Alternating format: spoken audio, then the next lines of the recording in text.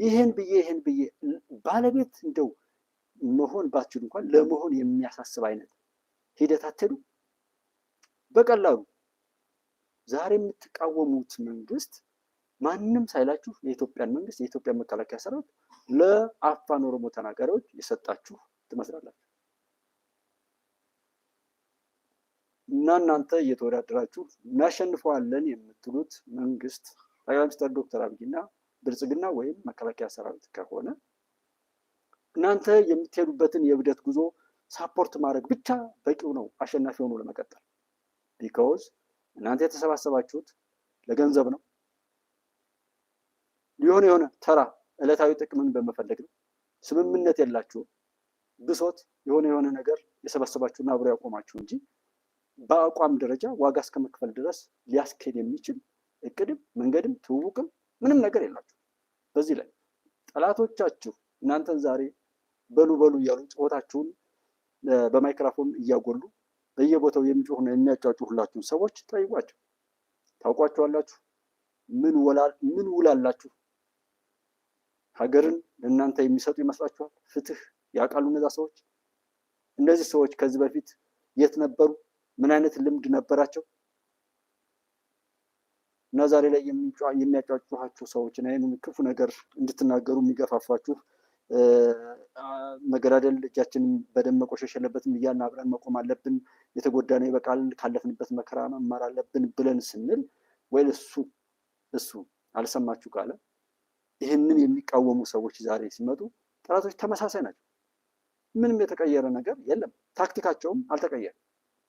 ጀዋር የጮኸው ጦርነት ሲጀመር መጀመሪያ የጀመሩትን ነገር በትክክል መሬት ላይ ያቀዱትን ችግር አልፈጥርላቸው ካለ በፕሮፓጋንዳ ይፈጥራሉ። ለምሳሌ ጦርነት አማጺዎችን ያስታጥቃሉ፣ ይፈለፍላሉ። በፕሮፓጋንዳ የሌለውን ሁሉ ኤግዛጁሬት አጋነው ያወራሉ። በዛ ስጋት ውስጥ ሰውን በየቦታው ሽሪንክ ወይም ፍሪዝ አድርጎ እንዲቀመጥና ለቀጣይ ኢኮኖሚካል እና ምናምን ችግር እንዲጋለጥ ያደርጋሉ። ወይም በዛ አልሆን ካለ እንደሚጋለጥ እቅዳቸው ዛ ለመድረስ እዚህ በፕሮፓጋንዳ እናስፈራራለን፣ አማጽያን እናስታጥቃለን፣ ችግር እንፈጥራለን፣ ትርክት እንተርካለን፣ ወደ ጥፋት እንዳያባራ አድርገን በየሚዲያውም በቻልነው አቅም ሁሉ እንገፋለን። ከዛ ቀጥሎ ይሄ ውጤት ይመጣል፣ ከዛ ቀጥሎ ይሄ ውጤት ይመጣል፣ ከዛ ቀጥሎ ይሄ ውጤት ይመጣል እያሉ ሊሄዱበት የሚችሉት ፕሮፖዛል አላቸው፣ እቅድ አላቸው። እሱ እቅድ የሆነ ቦታ ላይ ፌል ሲያደርግ ቀጥሎ ያለውን ያወርታል። ሰብሳቢ የሌለው ለይስሙላ እንኳን አለቃ ሆኖ የገባው ሰው ጀስት ገንዘብ የሚያታላቸው 30 አካውንት የሚከፍቱ 30 መግለጫ የሚሰጡ የሁሉም ነገር ባለቤቶች የማይሆኑ ባይተዋር የሚመስሉ ሌሎች የሚያወሩላቸው የሚፈክሩላቸው እነሱ ጋር ሳይኖር እንኳን አለ እየተባለ የሚወራላቸው ናቸው። ለምን? እኛ እዛ ቦታው ላይ ነው ያለን።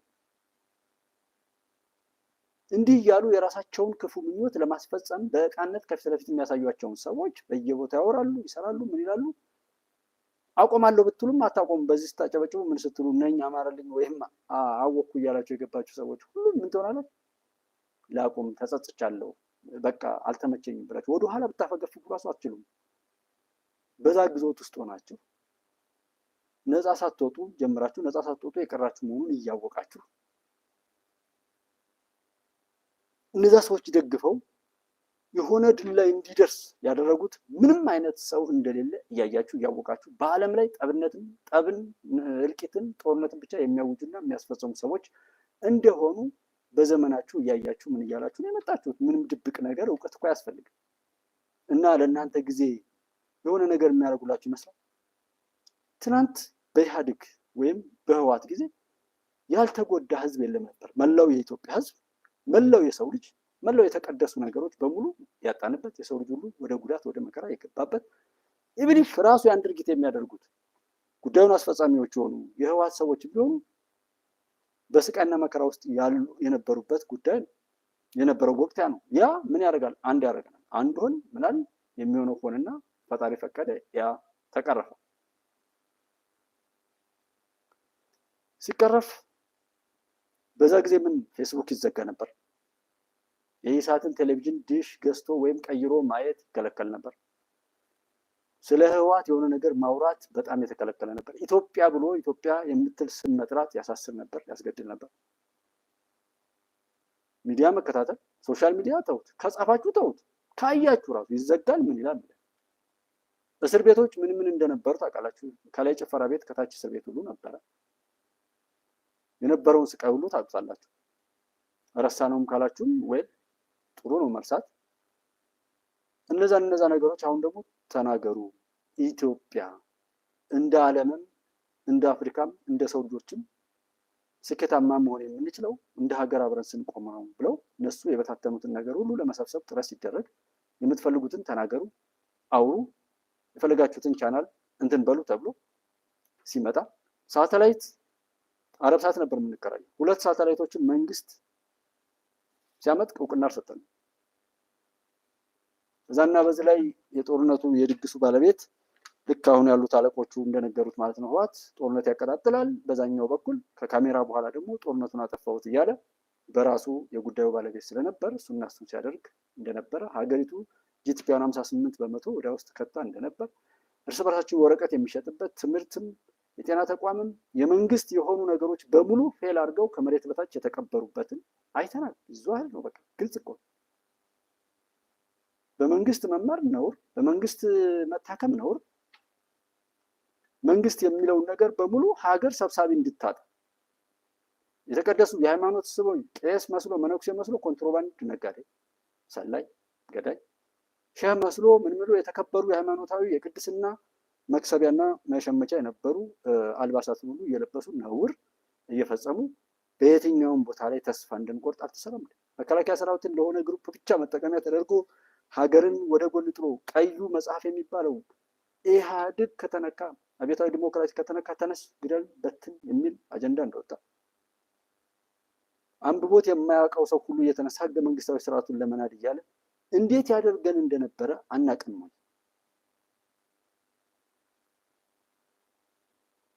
ስለዚህ በዚያን ጊዜ የተሰሩ ነገሮችን በሙሉ የምናጋለጥበት ተናገሩ ተባለ። ጥሩ፣ ይህም መባሉ ብቻውን እኮ በቂ አይደለም። ነገር ግን የተሰጠውን ተቀብለን ቀሪውን ለመሙላት መነሳት ነው። በቂ ነው ወይ እንዴ?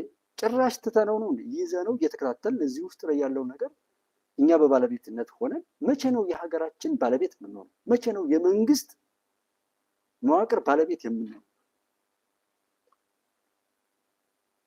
አስታውሳለሁ አንድ ወቅት ላይ መራራ ጉዲና ከጀርመን ሲመጡ እዚህ ኢትዮጵያ አየር መንገድ ላይ እንደደረሱ ከፕሮፌሰር ብርሃኑ ነጋ ጋር ፎቶ ተነስተዋል። ጀርመን ሀገር የሆነ ስብሰባ ሄደው ይመስለኛል ፎቶ ተነስተዋል ተብለው እንደመጡ እስር ቤት ነው የገቡት።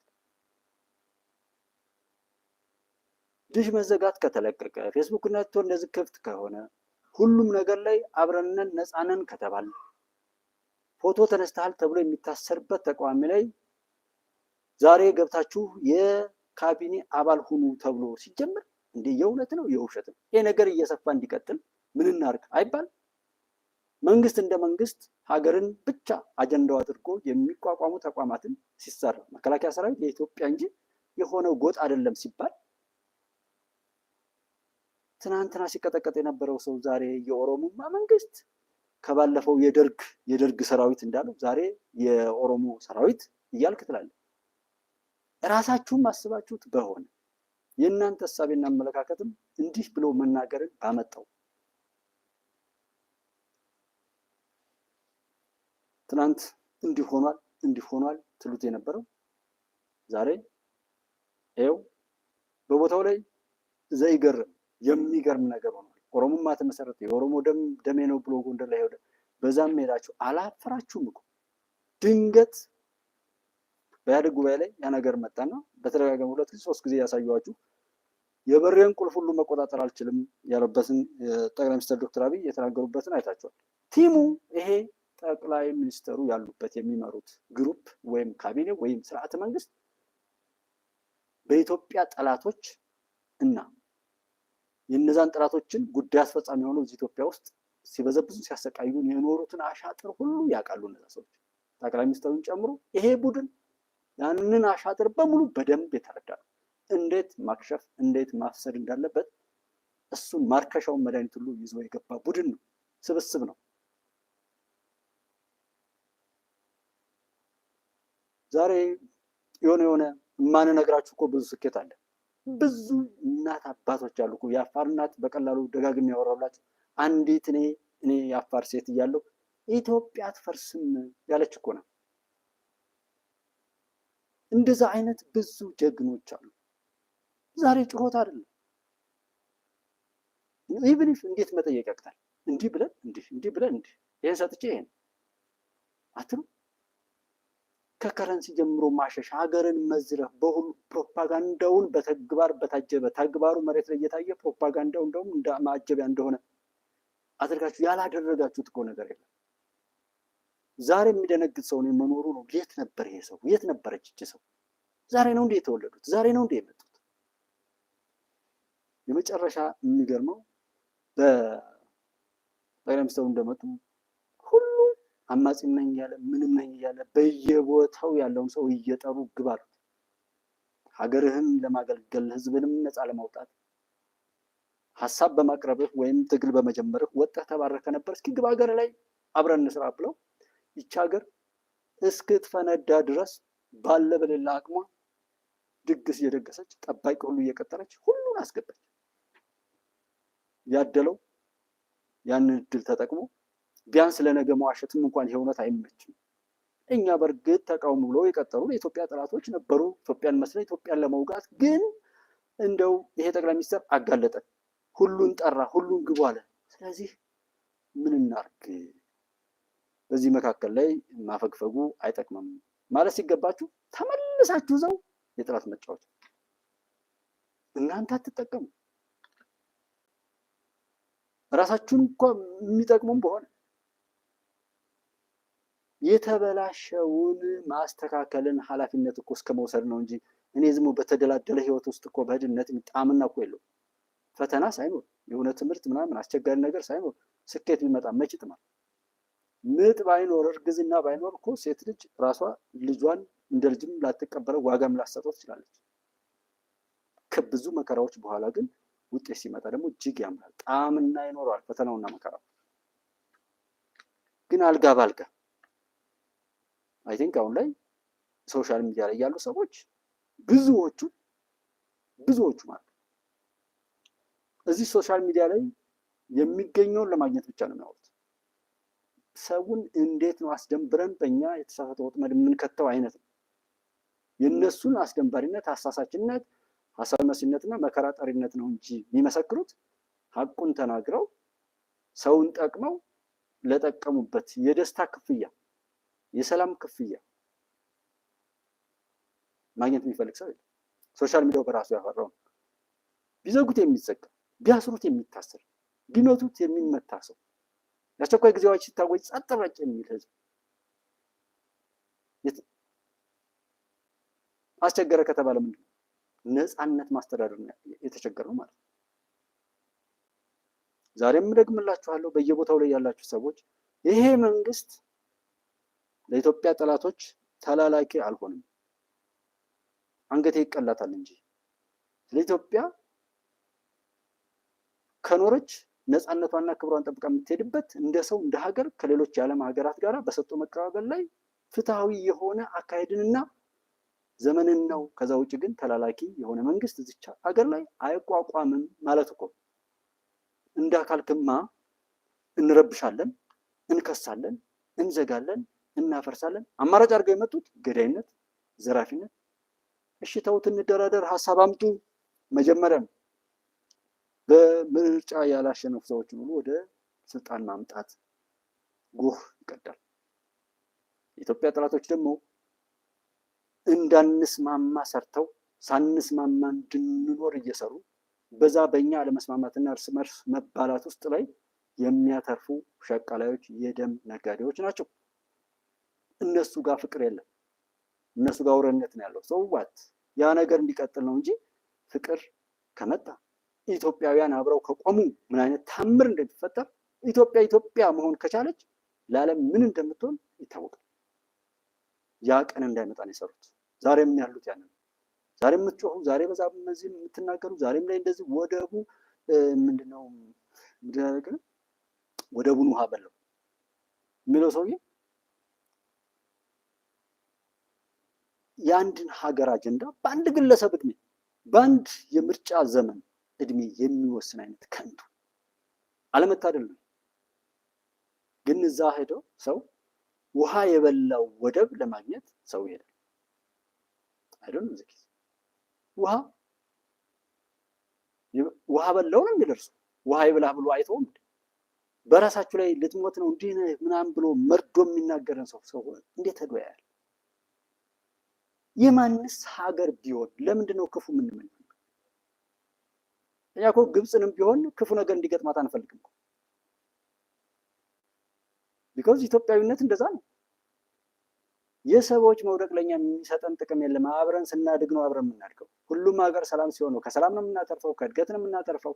ለሰዎች ማድረግን በጎ ማድረግን በበጎ ነገር ስምን ማስጠራትን ያንን ታላቅ ክብር ነው ኢትዮጵያውያን የምናውቀውም የኖርነውም ስናወራውም ሆነ ምንም ስንል ኖርማሊ ደስ ብለን እሱ ነው እንጂ እንዲህ አይነት አሁን ቅድም ኡስታዝ ጋር ነው ቆይ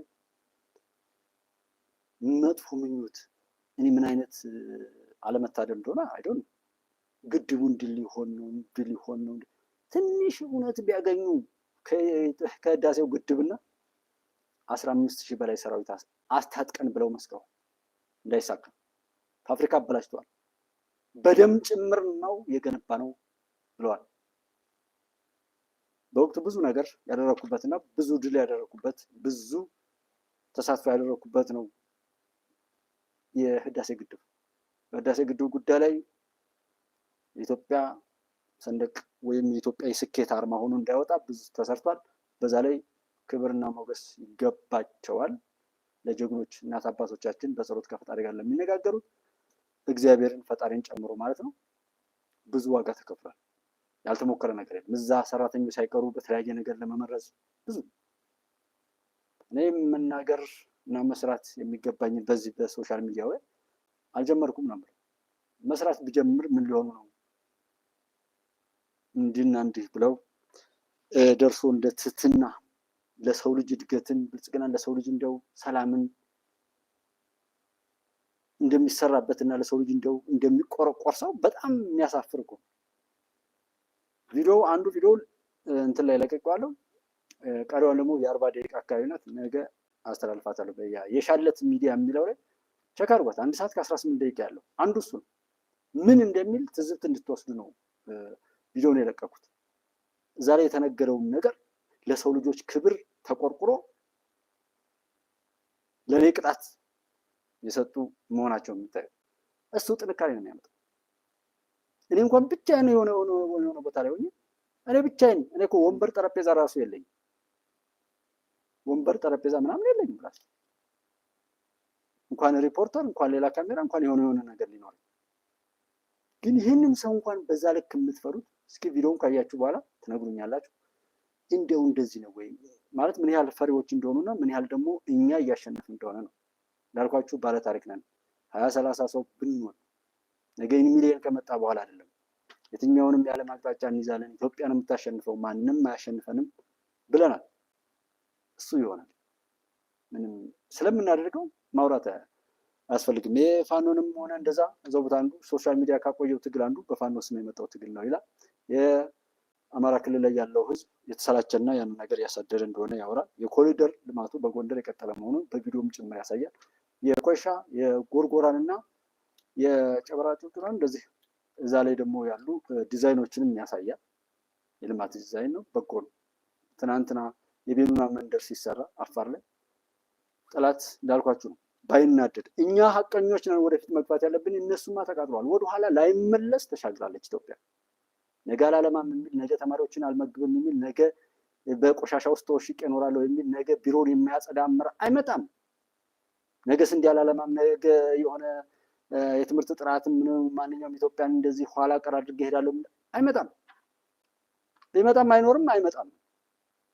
የእነዚህ ሰዎችም ዓላማ የጥራቶቻችን በዛ ሰልፍ በዚህ እንትን አለ ዲያስፖራው ተናወጠ። ስንት ዲያስፖራ ወንድሞች እኮ ሚሊዮን እኮ ነው ያለው። የሚጮኸው እኮ ቆርቆሮ ህይወት በስኬት የራቀው ራሱን በባርነት እንደ ውሻ እየጮኸ አጥንቱን ለማግኘት የሚጮህ ክብረ ቢስ የሆነ ሀገርም ለማጥፋት ለሀገራችን ጠላቶች የሚያገለግል ከሰውነት በታች የሆነ ሰው የሚሰራው ስራ እንጂ እኮ ያ ነው እንደ ዲያስፖራ ሚሊየን ዲያስፖራ እኮ ኢትዮጵያን ከአስከፈ ከእቅድ አንስቶ ስንት ታምር እዚህ ውስጥ የሚሰሩት ስንት ሰዎች ናቸው? ስንት ጀግኖች አሉ ኢትዮጵያ ምላችሁ። ለዛ ነው ስንት እህቶች አሏት ለኢትዮጵያ መሻገር የሚችሉትን ሳይሰስቱ የሚያደርጉ።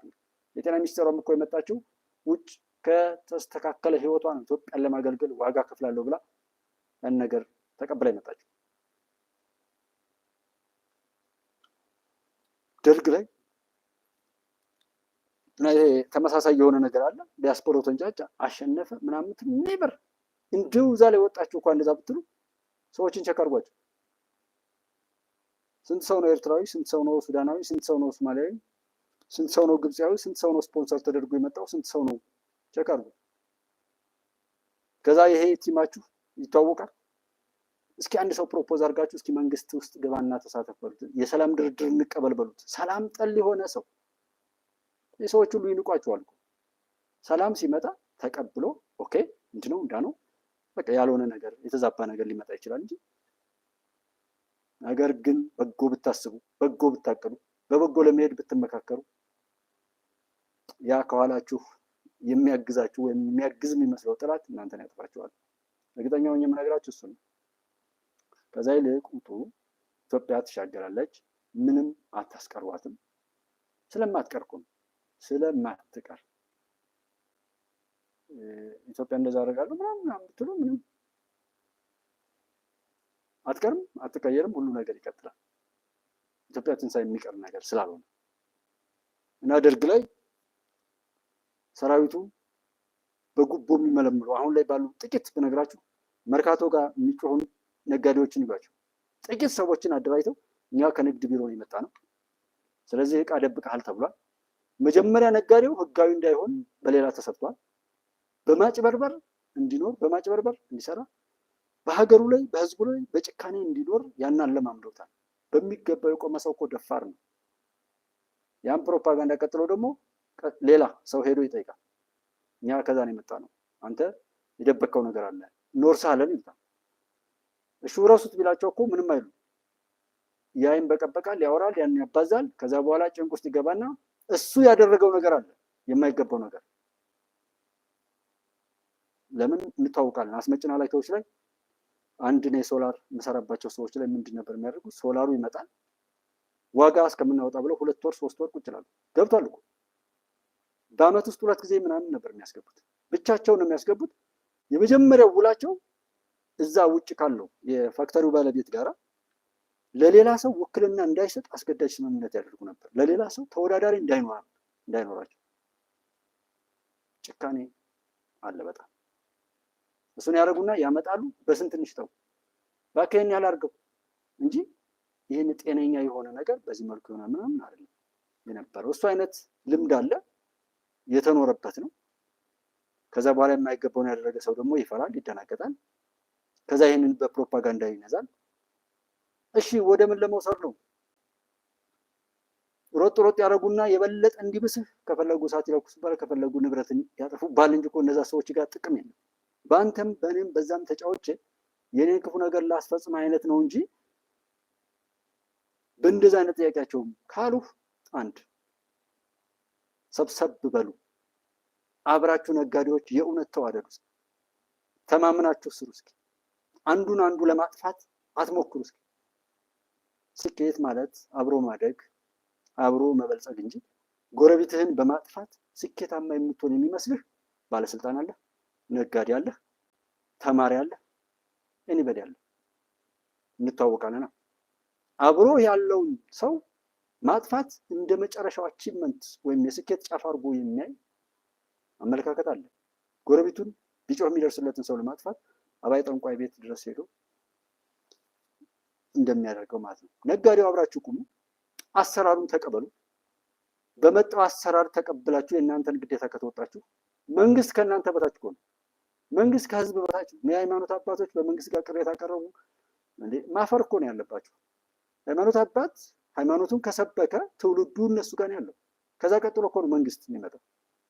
ሃይማኖቱ የተገራ በፍቅር ቃሉን የፈጣሪን ቃል ያለህን ቃል የእግዚአብሔርን ቃል የተቀበለ ትውልድ ይፈጠራል። ያ ፈሪሃ እግዚአብሔር ፈሪሃ አላህ ህጎችን ያጠብቃል፣ ይወዳል፣ ሰላም ጤናንም ነው። ሁሉም እንዳይጠቀም እንጂ የሚነገር እና የሚሰራ ሃይማኖት አባት ትውልዱን ይዛችሁ ቃሉን ብታስተምሩ የእናንተ የበላይነት ይረጋገጣል።